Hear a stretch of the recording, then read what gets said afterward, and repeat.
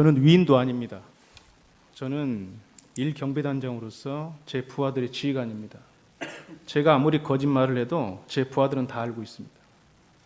그렇기 때문에 저는 일체 거짓말 할 수도 없고 해서도 안 된다고 생각합니다.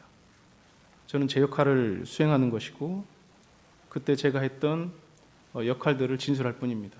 그러니까 정확하게 워딩이 본청 안으로 들어가라, 국회의원을 끌어내라 이렇게 했단 말입니까? 그렇습니다. 내부로 들어가서 의원들을 끌어내라. 그거는 증인의 해석이 들어가 있는 게 아니고 하여튼 수방사령관의 지시사항인 거죠? 예, 그렇습니다. 이것도 이제 아까 말씀하신 것처럼 뭐 그 윗선 대통령 또는 국방부 장관의 지시에 따른 것이다 이런 말을 한 적은 없습니까? 없습니다. 그러면 4명이 들어가서 1명씩 드러내라 하거나 문을 부수고 들어가서 끄집어내라, 체포하라, 뭐 총, 뭐 이런 얘기들은 단어는 기억이 나나요? 제 기억상으로는 그런 단어를 들은 기억은 없습니다. 네 명- 네. 사후에 여러 가지 언론이나 통해서 들었기 때문에 당시에는 당시에는 없는 것으로 저는 기억하고 있습니다. 당시에는 그런 기억이 없다. 예, 그렇습니다. 그 이진우 수방사령관이 이렇게 이제 의원들을 외부로 끌어내라 이렇게 지시를 한 이유는 뭐라고 생각을 합니까?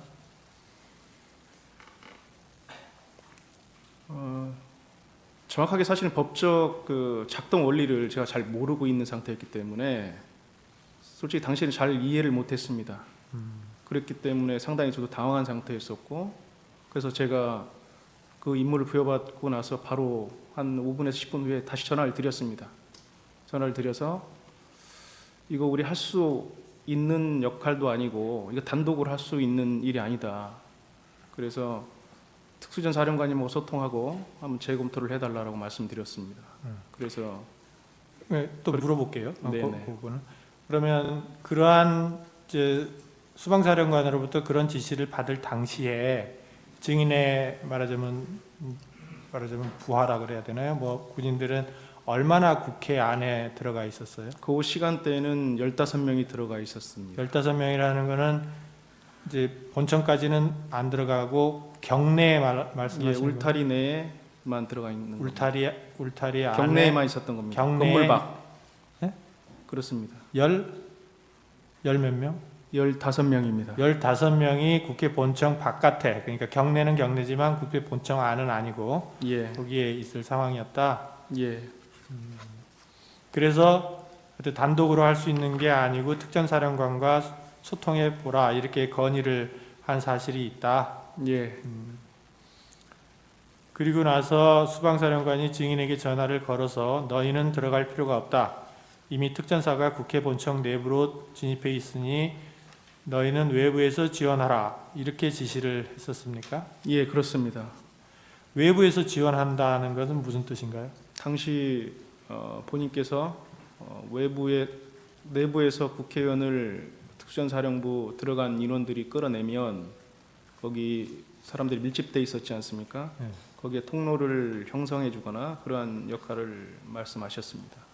그러면 이제 특전사 군인들이 이제 국회의원을 밖으로 데리고 나오면 경로를 열고 그런 다음에 경로를 열고 그럼 그 사람들을 어떻게 해요?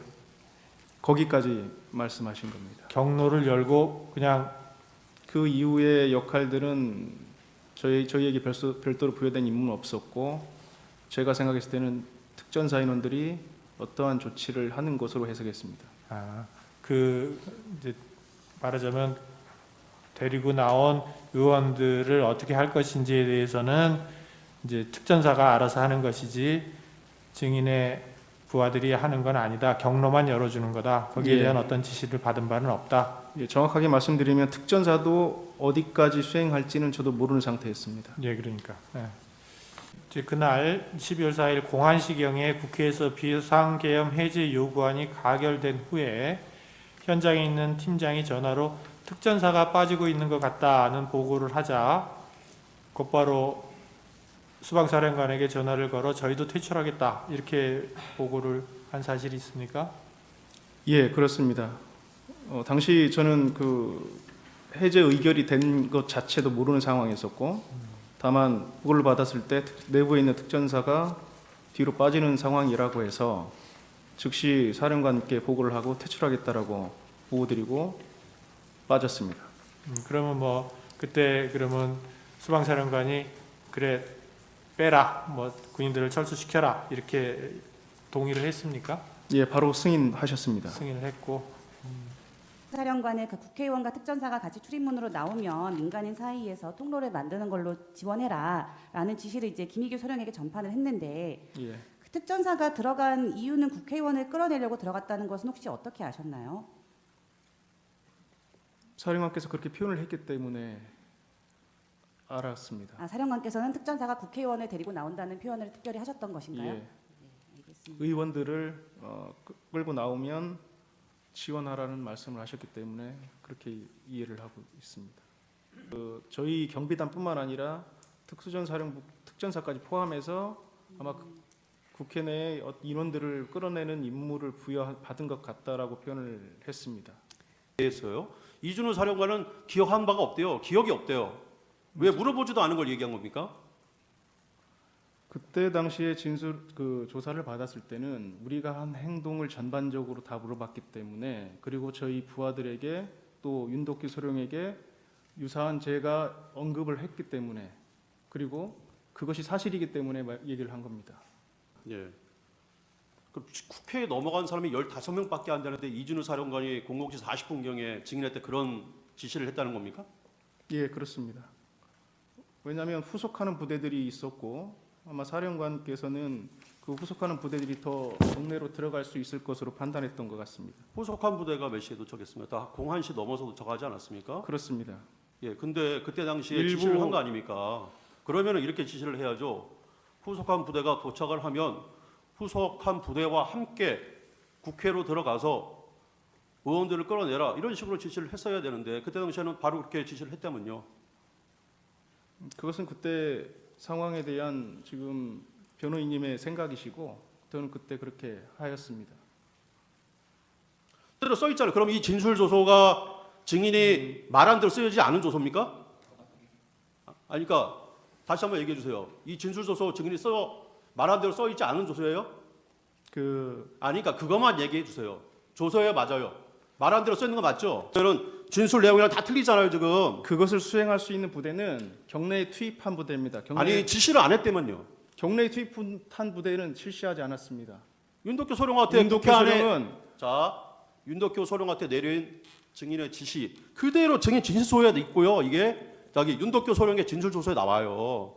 국회 안에 있는 인원을 다 끌어내라 이렇게 증인이 지시를 내렸다는 거예요. 근데 증인 여기 국회 안에 있는 인원을 다 끌어내라 이게 국회의원들 끌어내라는 소리입니까? 증인이 그렇게 지시한 거예요? 그건 아니죠. 국회 안에 있는 인원들을 끌어내는 것 같다라고 표현을 했고, 그거는 이미 저희가 사령관한테 제고가 된 상태에서 윤덕규 소령이 도착했을 때 서강대교 북단에서 넘어오지 않도록 한 이후에 그러한 역할도 우리가 하도록 되어 있는 것 같다라고 표현한 겁니다. 딱 하나만 질문하겠습니다. 재판장님. 딱 하나만 질문하겠습니다. 재판장님. 하나만. 잠깐 있어 보세요. 예, 국회 본청을 통제하라가 명시된 임무고요. 그다음에 이 추정된 과업이잖아요. 이거는 본인이 추정하신 거잖아요. 저도 명시된 과업과 추정된 과업은 알고 있습니다. 이게 명시하신 거고, 이 말을 제가 지원해라라고 해석한 겁니다. 그냥 그렇게 해서 워딩을 한 겁니다. 아 그러면 실제로 이준호 사령관이 이렇게 얘기를 했다는 거예요? 그렇습니다. 진술 조서에 그렇게 안 나와 있는데 그건 잘못 쓴 그래서 겁니까? 제가 지원하라라고 그렇게 얘기했고, 그래서 그 부분을 어떤 취지냐고 물어봐서 예 그겁니다라고 답변을 드린 겁니다. 이거는 처음 나온 진술인데요. 예. 그 정도 하시죠. 시청구인 대리인께서 뭐 질문 외부에서 지원하라는 의미가 뭐냐 이거를 뭐 길을 열어주라는 취지로 이해했다 이렇게 답변을 하셨잖아요. 이게 이제 검찰에서 진술하실 때 이 맥락을 끊고 질문을 하니까 이제 마치 증인이 그냥 생각나는 대로 이해해서 답을 한 것처럼 그러는데 외부에서 지원하라는 의미는 무엇인가요? 들어있는 부분 들어있나요? 여기 사람들. 들어있어요? 그 외부에서 지원하라는 의미는 무엇인가요? 그 위의 질문에 이제 증인이 답변하기를 사령관님께서 국회 본청 내부로 진입해서 국회의원들을 외부로 끌어내라는 지시를 하여 일단 알겠다고 했습니다. 그리고 그 임무를 하달하지 않고 일정 시간 후에 사령관님께 전화를 드려 단독으로 할 수 있는 작전이 아니다. 특전 사령관님과 소통해 보십시오라고 건의를 드렸다. 거기까지 맞죠 다? 그렇습니다. 그랬더니 나중에 이제 중간은 빼고 사령관님이 전화가 와서 너희는 들어갈 필요가 없다. 이미 특전사가 국회 본청 내부로 진입해 있으니 너희는 외부에서 지원해라. 이렇게 지시를 해서 국회의원을 끌어내라는 지시를 철회하셨습니다. 그 다음에 외부에서 지원하는 의미가 무엇인가요? 이거에 대한 답변으로 특전사가 국회의원을 끌고 나오면 국회 본청 입구를 사람들이 막고 있으니 그 길을 열어주라는 취지로 이해했습니다. 전혀 앞뒤가 맞지 않는 말이 아닌 것 같은데 이렇게 맥락을 끊고 외부에서 지원하는 의미는 뭐냐고 하면서 답을 그렇게 강요하듯이 질문하시면 어떡해요. 됐습니다. 국회 본청에 수방사하고 특전자 같이 갔습니다. 그래서 그러면 이 정인의 진술이 객관적인 상황에 반하는데 그것을 입증한 자료가 있느냐? 객관적 입증한 자료는 없는 걸로 생각됩니다. 오직 정인의 말밖에 없습니다. 그렇기 때문에 지금 여러 가지 상황이 이 정인의 진술랑 맞지 않은데 일단 객관적인 상황하고 안 맞다. 그리고 정인의 진술을 뒷받침할 객관적인 자료는 없다. 그렇기 때문에 정인의 진술을 믿을 수 없다. 그렇게 판단해 주시기 바라겠습니다. 정인의 진술 부분에 한하여 증거로 채택합니다. 정인 수고하셨습니다.